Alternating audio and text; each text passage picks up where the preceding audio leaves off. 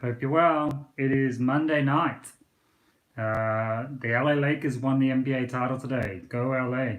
I hope you've all had a good day. It's been an interesting one. It's been a busy day. There's been a lot going on. I guess we start with Eccles. So Eccles resigned. So they quizzed Dan Andrews today. I heard it during the press conference. So Eccles, they all handed in their phone records, and it turns out that Eccles was the one who spoke to the police commissioner Ashton, and it was all there in writing. Through the phone records. So he then said, "Well, I'm going to quit. I'm gone. I'm done."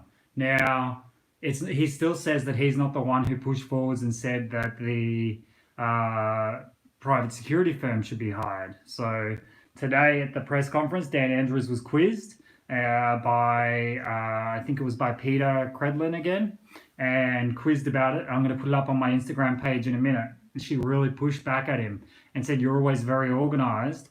You spoke about private security at your press conference on the 27th, but how did you not know who decided that they were going to be the ones that did it?" It's going to come undone because she's not going to stop. She's like a dog at a bone, and she's not going to stop until he admits to what's happened there. So, yeah, it's not going to happen.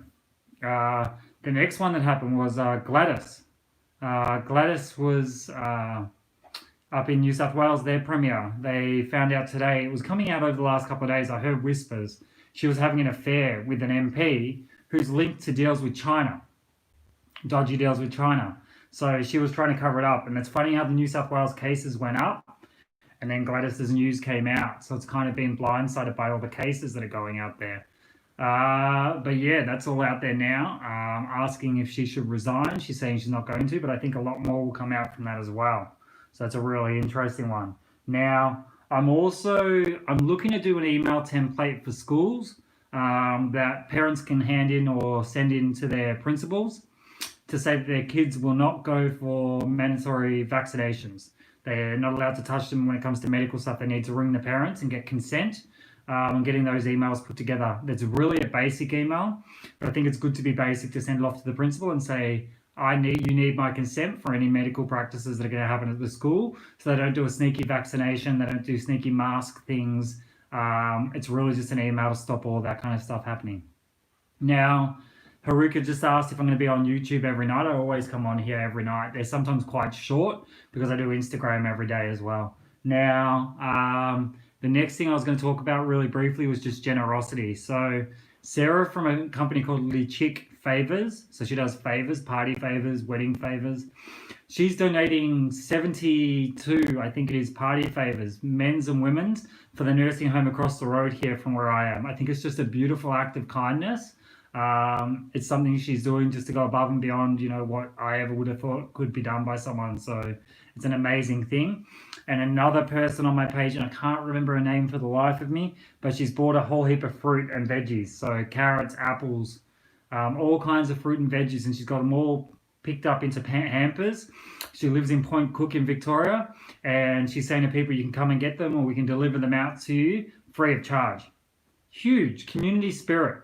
And this is what I want going forwards. I think we should all start looking at, in our neighborhoods, buying off blocks of land or speaking to our council about where there's parks, if there's a park area, putting off an area to have a communal garden where we can put in fruit, vegetables and all that kind of stuff. And I think I've already started the idea of writing to our councils to ask for that.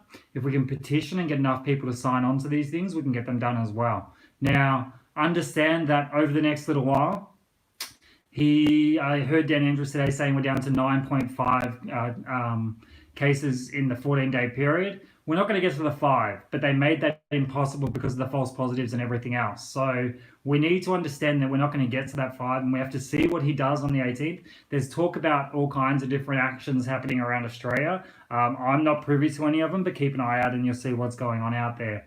But yeah, community spirit. We'll put together a letter for our councils so we can get it out there, because the councils want voting right now. So why not go out to them and say we want community gardens? So where you're going to put parks and wildlife, let's put in vegetables and all those things as well. So yeah, I think we've got a lot of things going on. There was talk about all the Labor MPs turning against Dan Andrews today. Keep an eye on that as well. We're hearing whispers that there's a big faction that's gone against him now. So it could happen anytime soon. So that's about it.